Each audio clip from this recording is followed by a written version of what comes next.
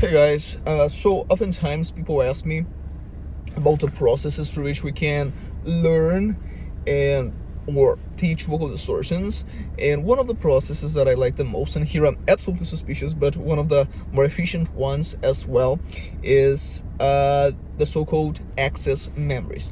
This term and this concept of access memories comes from Vocal Anthropophysiology, which is a field of study and intervention in contemporary singing voice.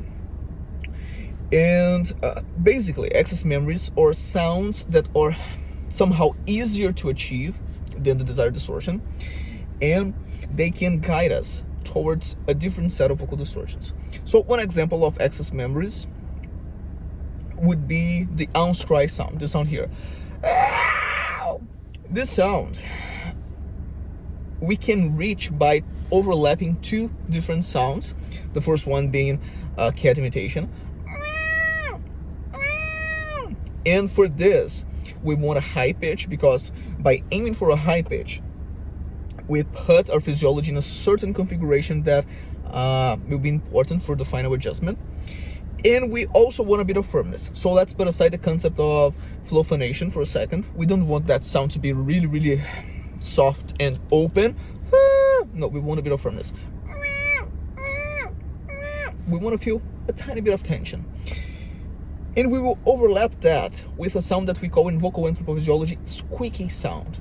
And this sound will be like this. We are still aiming high. We want a lot of breathiness, so we want the sound to be airy. And if we try to put those two sounds together in a way, we are trying to overlap basically the physiological configuration. So we have the sound, we have this.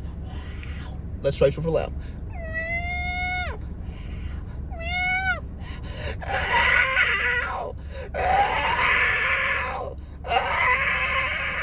And here we get to the ounce cry sound, which is the sound.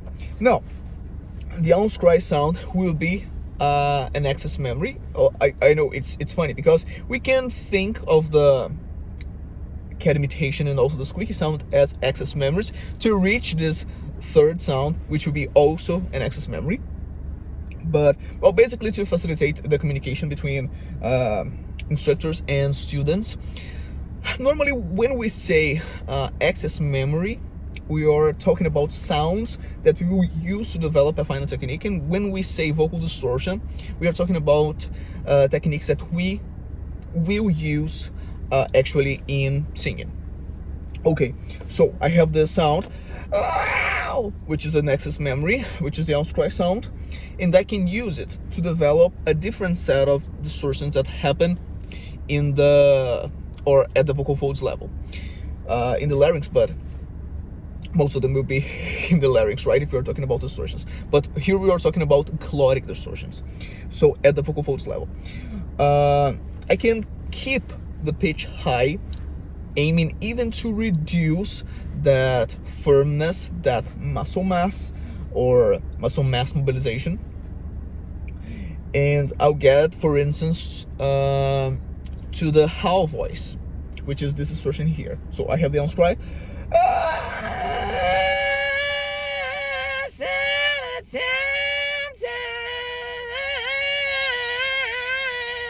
This is the howl voice. Or I can add a bit more muscle mass and bring the pitch down so that I can reach the phaser.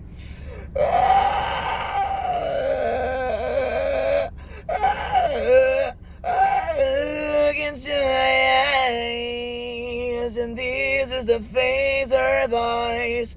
Or if I want a heavier distortion and I can already reach this result here. Oh yeah! But I want it to be breathier. I want it to have more wheezing attached. So I will use the concept of breathiness that I get from the ounce cry. So when we do the ounce cry, we have a bit of glottic crackling, but we still have some wheezing, some that comes from the squeaky sound.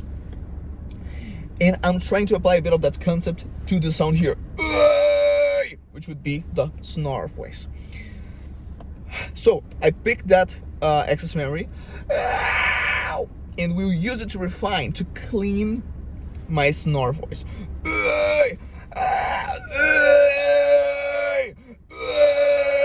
And here I got to the snarl phaser, which is even another distortion. All right. I hope that helps. So this is the process that we use most of the times to learn to teach vocal distortions when you're having an approach that comes from vocal anthropophysiology.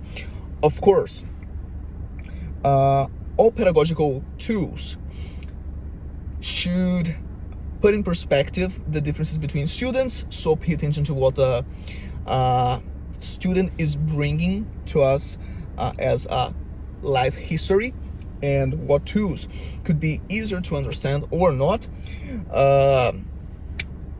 Make different noises, make different sounds, have a voice teacher with you guiding your way.